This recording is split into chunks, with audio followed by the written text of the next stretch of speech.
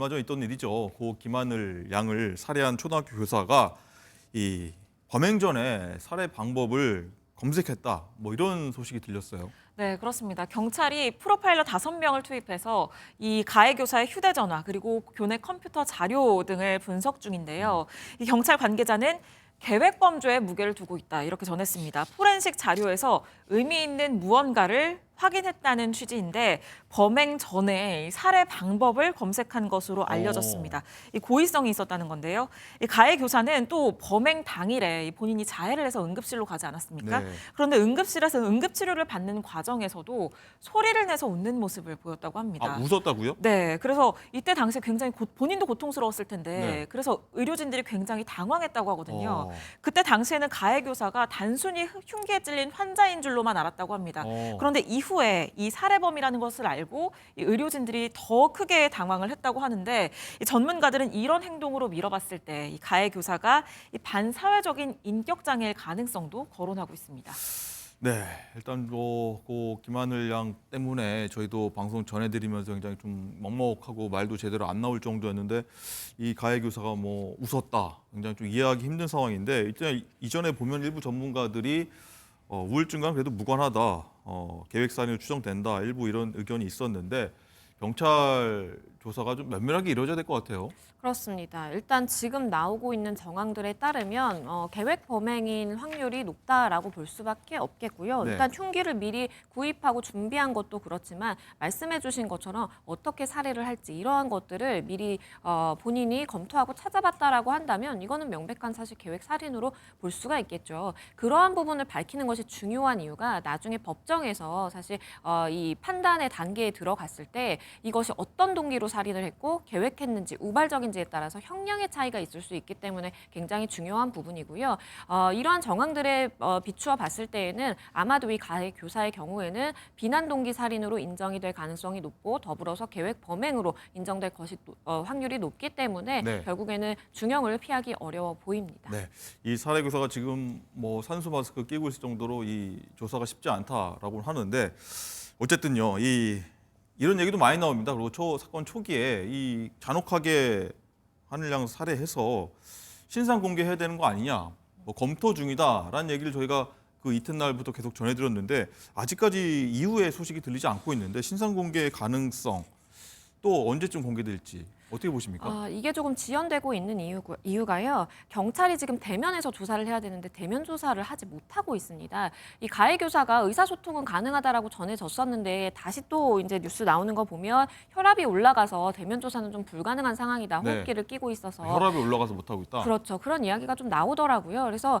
지금 사실 체포영장이 발부됐음에도 불구하고 체포도 안 되고 있는 상황이고요. 그렇다라고 본다면 신상 공개가 되는 시점도 미뤄질 수밖에 없습니다. 신상 공개 심의위원회가 열려야 되고 그 이후의 절차를 밟아서 신상 공개를 하게 되는 것인데 지금 소위 말하는 신상 공개 때 제공이 되는 머그샷도 촬영 못하고 있는 거거든요. 그렇기 때문에 우선은 체포 집행을 하고 그 이후에 심의위원회가 열릴 것으로 보입니다.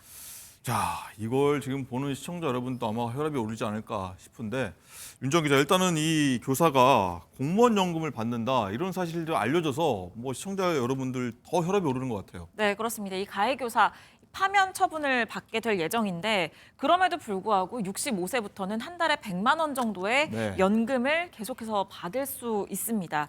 왜냐하면 현행 공무원 연금법은 형법상 내란이나 외환죄, 국가보안법에 규정된 죄를 지어서 금고 이상의 형이 확정된 경우에만 연금 수급권을 박탈하기 때문입니다. 이 죄들에 해당되지 않는다면 네. 일부 감액한 연금을 주게 되는데요. 이 가해 교사는 경력이 20년 이상이기 때문에 연금의 50%를 깎여서 100만 원 정도를 받게 되는 겁니다. 이 독일의 경우에는 형법상 고의적 범죄 행위로 1년 이상의 유죄 판결을 받은 경우에는 네. 연금 수급권을 박탈하고 있거든요. 그렇기 때문에 이 공무원 연금공단 측은 이번 사건을 계기로 이 제도 보완을 포함한 개선책을 마련하겠다고 밝힌 상황입니다. 그렇군요. 어쨌든 김하늘 양이 좀 하늘을 떠난 지 한 일주일이 지났는데 자, 공직사과가 없었습니다. 대전교육청이요. 여기 네. 대해서 언급했었어야 되는데 아직도 없다. 근데 뒤늦게 사과를 했는데 이게 또 논란이라면서요? 네, 그렇습니다. 바로 어제 이 국회 긴급 현안 질의에서 이 문제에 대해서 질타가 쏟아졌습니다. 네. 특히 이 설동호 대전시 교육감이 면피에만 급급한 태도를 보이면서 태도 논란이 불거졌는데요. 이 모습 영상으로 확인해 보시죠. 예, 어느 선까지 보고가 되었습니까? 그날? 아니 그거는 이상 유선으로 네. 보고되고 언제 이제 그러면 정확하게 인지하셨어요? 서부교육지원청으로 이렇게 보고가 됐고요. 자, 이제 예, 교육감님이 그때 당시 잘 모르셨던 것 같고요. 예, 예. 왜 못 만나게 했습니까? 네, 지금 의원님 말씀대로 그걸 만나게 했어야 되는데 만나지 그러니까 못한 것은 이 책임이 누구한테 있는 거냐고요? 누구한테 있어요? 만나지 못하게 한 거 아, 그 누구한테 내용을 있냐고요? 책임? 점검하겠습니다. 책임 누구한테 있어요? 누구한테 있어요? 교육감님한테 있죠. 서부교육청, 남부교육청, 달랑, 대전에 교육청 2개인데 일일 보고 안 받습니까? 안경계 씨 모르시는 거죠 지금. 아까 모든 기관과 그거 연계 매일 보고 받지 않으셨죠 지금. 모든 기관과 연계해 가지고 상담 활동을 지원을 하고 있습니다. 지금 오늘 답변이 책임지지 않으려는 자세가 너무나 이렇게 역력히 보입니다. 아니 위원장이 말씀하셔서 감사하게 생각하는데요. 있는 그대로 말씀드리지 하나 거기에 그 잘못된 표현은 하지 않습니다. 네, 있어서는 안 되는 일이 벌어졌는데 마치 남 얘기하듯이 이 답변을 반복하고 심지어는 사건 발생 후에도 현안을 제대로 파악하지 못하는 모습을 보였습니다. 그래서 굉장히 큰 질타를 받았고요. 설교육감은 이렇게 질타를 받은 뒤에야 책임을 통감한다라면서 유가족에게 사과했습니다. 네, 양진 변호사님 보는 분들 많이 좀 혈압이 올랐을 것 같아요. 답답해하고.